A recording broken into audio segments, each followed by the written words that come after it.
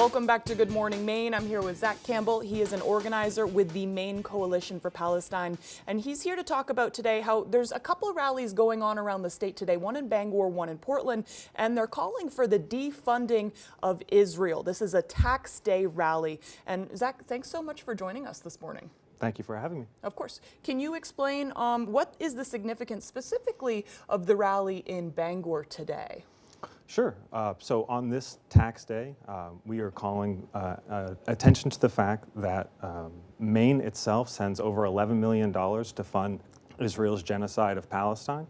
And we are calling for an end to the funding of the genocide and a permanent ceasefire in Palestine. Gotcha. So, of course, this is a really contentious issue right now. We saw over the weekend with Iran's involvement in with Israel as well. Why do you think the average person in Maine, why do you think this is a local issue, or why does the average Mainer care about these things that are going on halfway across the world? Of course, that's such a great question. So as I just got done saying, Maine itself sends $11 million to Israel to fund its genocide. The homeless population in Maine has increased 400% in the last 4 years. We have people who are struggling in medical debt. We have people who are struggling to pay their college tuition debt.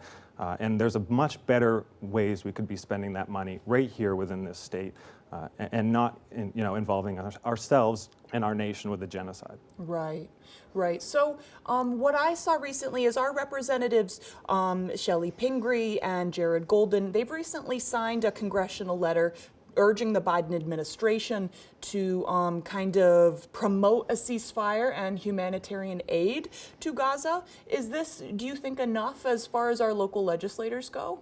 Well, we would have loved to have seen this right from the start from our Congress people. I don't think that a temporary ceasefire goes far enough. We need a permanent ceasefire in the region, and we need to actually build peace within the region, which is something that's not going to happen if we get into a broader struggle within the Middle East.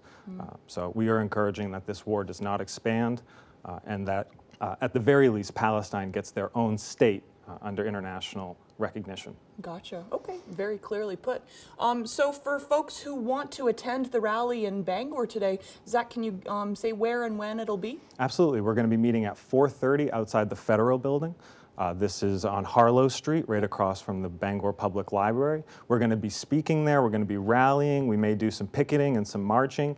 And we'd love to have you come down and call attention to this genocide and say we can use our tax dollars better on this tax day. Right. And I'm sure you guys will invite some criticism as well as support either way. Of course, like I said, this is a contentious issue. Can folks reach out to a website or anything? Do you guys have anything like that? So I'm a part of the Party for Socialism and Liberation. We would encourage all people to look at Liberation News, to look at the party program that we have. And you can find a lot of information there. The Maine Coalition for Palestine is in the process of creating an Instagram page, but there are several organizations like the Maine Voices for Palestinian Rights, Maine Democratic Socialists for America, the Maine Party for Socialism and Liberation. There are many organizations that you can follow that are a part of this coalition, but we are working on social media for the coalition at large. Gotcha. Clearly put. Zach, thanks for joining us this morning. Thank you for having me. We'll send it over to Devin Biggs for our full weather forecast.